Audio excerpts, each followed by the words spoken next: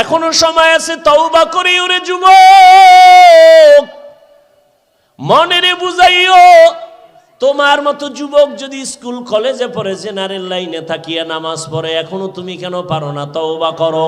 মনে মনে আল্লাহকে বলিও, হে আল্লাহ আর জীবনে নামাজ ছাড়বো না। কত নামাজ ছাড়লাম, কত বেপরদায় চললাম, কত মোবাইলে গুনাহ দেখলাম, আজকে থেকে আর নামাজ ছাড়বো না, দাড়ি কাটবো না, বেপরদায় চলবো না, মা বাবারে কষ্ট দিব না, উলামায়ে কেরামের দোয়া নিয়ে নবীর তরিকায় চলবো, শিক্ষকের দোয়া নিয়ে চলবো। তওবা করার মতো যদি অন্তর তৈরি হয়, মুনাফিকি যদি না থাকে, খাঁটি তওবার নিয়তে দুটো হাত আমার আল্লাহকে দেখাইয়া দাও।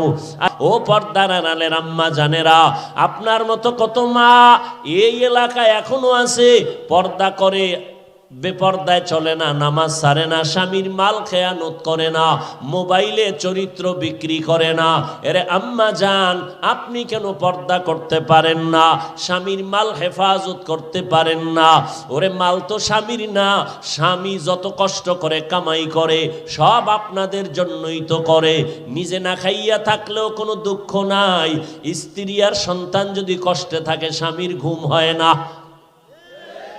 মা যদি চিন্তা করতেন স্বামী যদি মরে যায় এই সম্পদ আমার, এই চিন্তা যদি কোনো মা করতেন, স্বামীর মাল কখনো গুনার কাজে ব্যয় করতেন না। সন্তান যদি চিন্তা করতি বাবার সম্পদ আমার, বাবাই মেরে মরিয়া গেলে এই দায়িত্ব তো আমার উপরে আসবে, তাহলে আমার সম্পদ আমি খেয়ানত কেমনে করি, এই চিন্তা যদি সন্তানেরা করত, বাবার টাকা মোবাইলে ভরে চুরি করতে পারত না। এরপরও কুত্তার অভ্যাস তো খারাপ, যতই বিরিয়ানি আর হাজি বিরিয়ানি খাওয়াও, কুকুরের পায়খানার সাথে মোলাকাত না হইলে কলিজা ঠান্ডা হবে না। এই হারাম খাইতে খাইতে যাদের জিহ্বা কুকুরের মতো বড় হয়ে গেছে, হাজারো বয়ান দিলেও ওই হারাম না খাইলে কলিজা ঠান্ডা হবে না। আল্লাহ হেদায়েত দান করুন।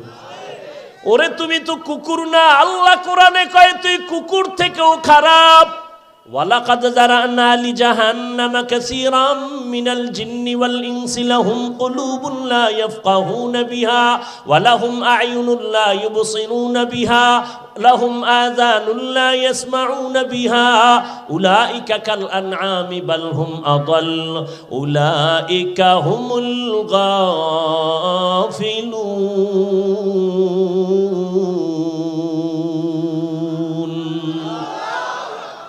অধিকাংশ মানুষ জাহান্নামে যাবে, এদের কলব দিছি, ফিকির করবে, গবেষণা করবে আল্লাহর কুদরত